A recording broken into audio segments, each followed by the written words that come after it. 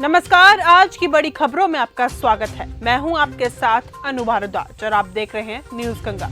आज की बुलेटिन में बात करेंगे पीएम मोदी के विदेश दौरे पर क्या बोले संजय राउत। बताएंगे आपको सावन का क्या है फुल प्रूफ प्लान। दिखाएंगे आपको दिल्ली में पुरानी गाड़ियों पर सख्ती। बुलेटिन के आखिरी में देखेंगे एलोन मस्क का ट्रंप को करारा जवाब। लेकिन दिन भर की तमाम खबरों से पहले एक नजर सुर्खियों पर।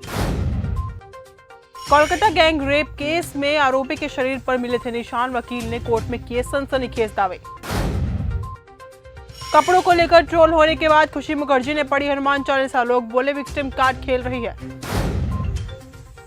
दिल्ली में होगी बिन बादल बरसात। आईआईटी कानपुर को मिली इसकी जिम्मेदारी।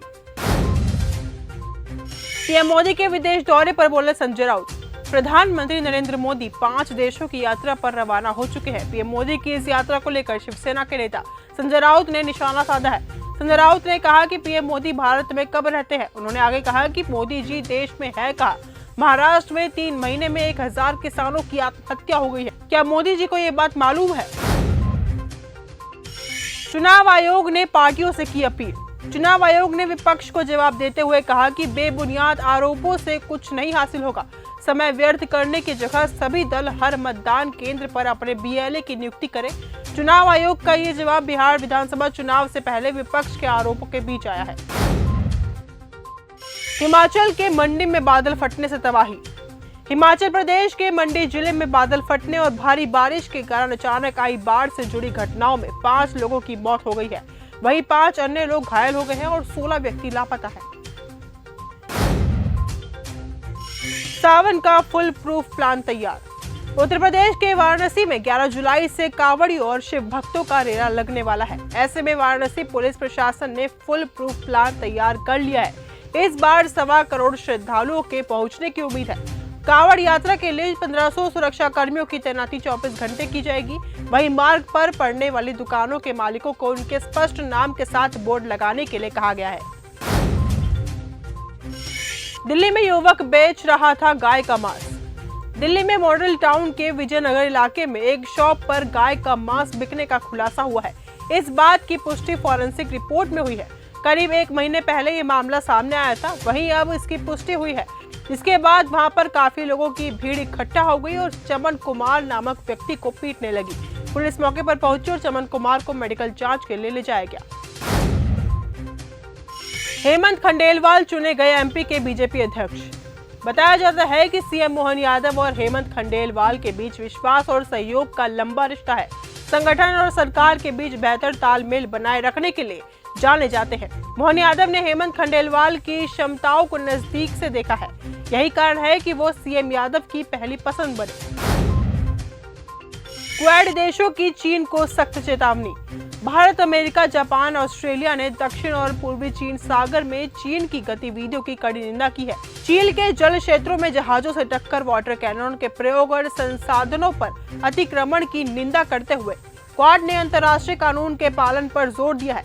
2016 के अंतर्राष्ट्रीय पंचायत के फैसले का जिक्र करते हुए चीन को चेतावनी भी दी है। दिल्ली में पुरानी गाड़ियों पर सख्ती।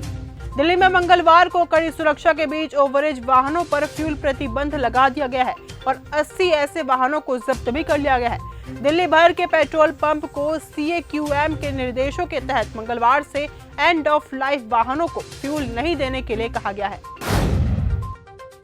कांग्रेस ने बताया नेहरू के समय में भारत से घाना के संबंध। प्रधानमंत्री मोदी 5 देशों की यात्रा पर जा रहे हैं। पीएम मोदी अपने इस दौरे की शुरुआत घाना से करेंगे। पीएम के घाना दौरे की बात सामने आने के बाद से ही कांग्रेस को इतिहास याद आ गया। कांग्रेस ने बताया है कि प्रधानमंत्री जवाहरलाल नेहरू और घाना के पूर्व राष्ट्रपति के बीच कैसे रिश्ते थे। मुंबई में पिता ने 5 साल की बच्ची को सिगरेट से जलाया।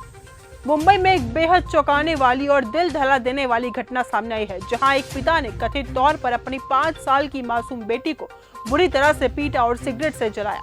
ये क्रूरता तब सामने आई जब बच्चे की मां ने अपने पति द्वारा की जा रही हिंसा का एक वीडियो दोपहर करीब 2:45 बजे अपने परिचित को भेजा। सरदार जी3 विदेशों में कर रही बम्पर कमाई। दिलजीत दोसांझ की सरदार जी3 का जब ट्रेलर रिलीज हुआ था तब जमकर हंगामा हुआ था, क्योंकि फिल्म में दिलजीत के साथ पाकिस्तानी एक्ट्रेस हानिया आमिर नजर आ रही थी।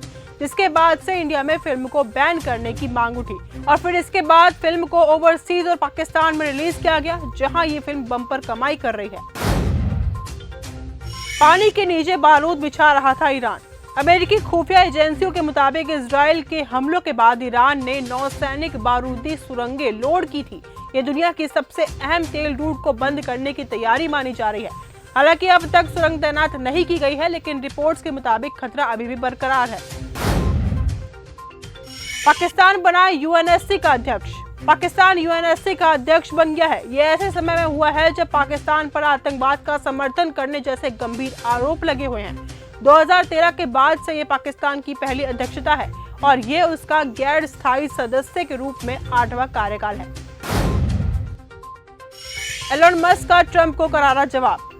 अमेरिकी राष्ट्रपति डोनाल्ड ट्रंप और टेस्ला के मालिक एलन मस्क के बीच अभी तक विवाद चल रहा है। मस्क और ट्रंप ने फिर से एक दूसरे के खिलाफ बयान दिए हैं। ट्रंप ने हाल ही में कहा था कि वह एलन मस्क को अमेरिका से बाहर निकाल सकते हैं, जिस पर मस्क ने कहा कि मेरा भी पलटवार करने का बहुत मन है। शेख हसीना को फांसी पर लटकाना चाहती है यूनुस सरकार। बांग्लादेश की पूर्व प्रधानमंत्री शेख हसीना पर अंतरिम सरकार ने मानवता विरुद्ध अपराधों के गंभीर आरोप लगाए हैं। यूनुस सरकार ने अदालत में शेख हसीना को फांसी की सजा देने की मांग की है। तो फिलहाल आज के इस बुलेटिन में सिर्फ इतना ही। देश और दुनिया की तमाम खबरों के साथ ऐसे ही जुड़े रहने के लिए देखते रहिए न्यूज़ गंगा। धन्यवाद।